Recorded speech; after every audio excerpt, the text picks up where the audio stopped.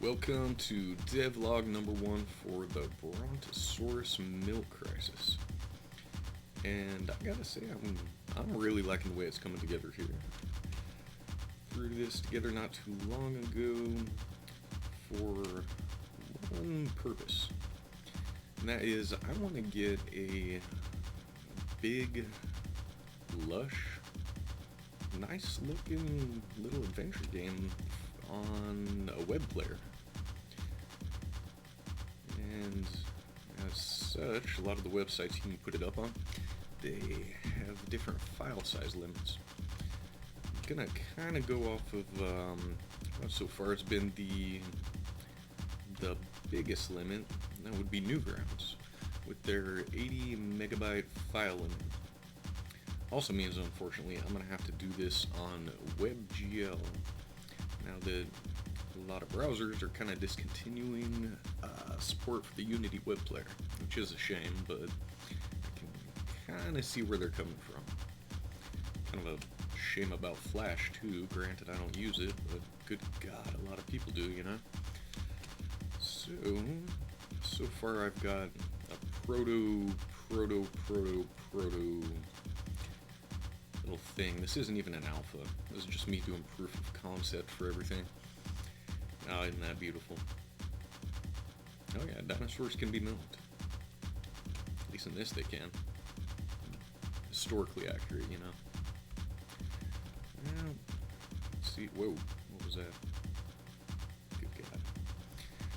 Well, so far I've got a bunch of placeholders in place, placing their placeholderness. And have a few little quirks. Let's see, first off, they throw spears. Secondly, they start dancing. I did not program that. That is just kind of an interesting little side effect of the, what is it? It's like continuous collision update within Unity. But anyways, I'm almost kind of liking this. They want to be alive. They really do. Let's see. Okay. The big red dinosaurs, big old brontosauruses, milkosauruses, whatever you want to call them. That's the second iteration right there. And what a nice walk cycle too. I was hoping for wobbly legs, but I think I'll keep the model and redo the walk cycle. This guy, holy moly. This guy was thrown together in probably about 40 minutes in front of my daughter and her brother, just to kind of show them how quickly you slap something together. Isn't that beautiful? Yeah, everything's dancing. Let's see, the plants, these little berry things there, they're horribly out of place as a result of a bunch of copying and pasting. If you're familiar with the term billboard, you're probably seeing a lot of it here. Let's see, the cavemen, the plants, and god dang it, there that goes again. Oh yeah, this too. Every game should have this. When you're doing like a mouse look script, you're supposed to clamp it, and I am really tempted not to. Just have a guy, you know, if you want to check behind you and be a smartass, maybe, yeah, just look between your legs. You know, or just crane your neck all the way upside down. Yeah, huh? Very tempted to keep that in. So we got some graphical glitches too, some little oversights. And let me show you the graphics glitch. The reason a lot of these guys are glowing is I was experimenting with shaders for like the first time, and I've been having fun with them. See these rocks go like that. This dinosaur glows red. The other was blue. Where is he? Yeah, he's out there. Look at this, it is a different kind of shader. Threw this together, and if you look, let's see, in this big old couch, you can see how you can kind of see through it. It's transparent in its own unique sort of way. But one of the side effects I saw when I was just stinking around with this, look at, he'll disappear. And same happens over here. And I can't believe I found this, but watch what happens when I throw together a bunch of spears. Okay. Do you see him in there? I am actually really tempted just to make this a feature. Yeah, it's totally on purpose, you know. Brilliant programming and graphical revolutions and such. Yeah, tell me if you ever see something like this. I haven't. Yeah. On purpose. Yeah, I meant to do that, basically. Let's see, where's another little quirk? I was getting these little, what are these portals?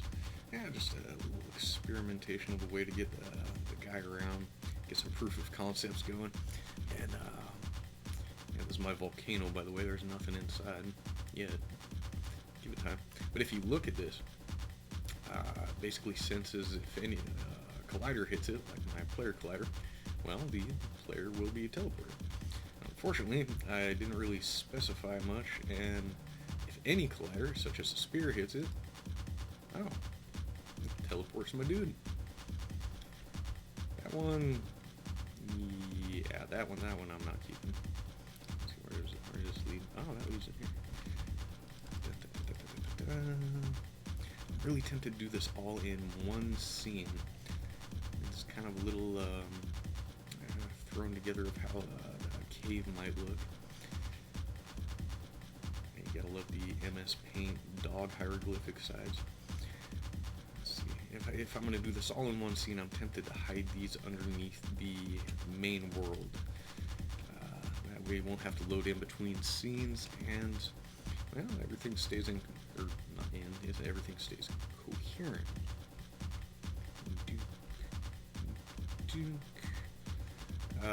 Some of these sprite billboarded things, I mean, they look cool, but they don't really gel well. Like the rock you see here, the little butt rock or boob rock, whatever you want to call it, prehistoric pineapple. I mean, they look cool, but they just don't fit in. That's kind of what I'm going for here. So I think I'm going to keep most of it this kind of more like these plants. Just a put together pen, maybe Sunday morning comic strip type of aesthetic, I guess. Anyways, you gotta have a gel somewhat. I'm going to see about doing periodic updates for this game up until it's complete. And then I'm thinking of releasing it for the incredible price of free, just all over the internet where I can. Yeah, maybe from there, I slap on some polish, expand it, and maybe take it to a paid platform. I don't know. But in the meantime, stay tuned, because I'm going to do plenty of updates up until this thing sees the light of day. Cheers, and good night, and see you next time. Yeah, enjoy.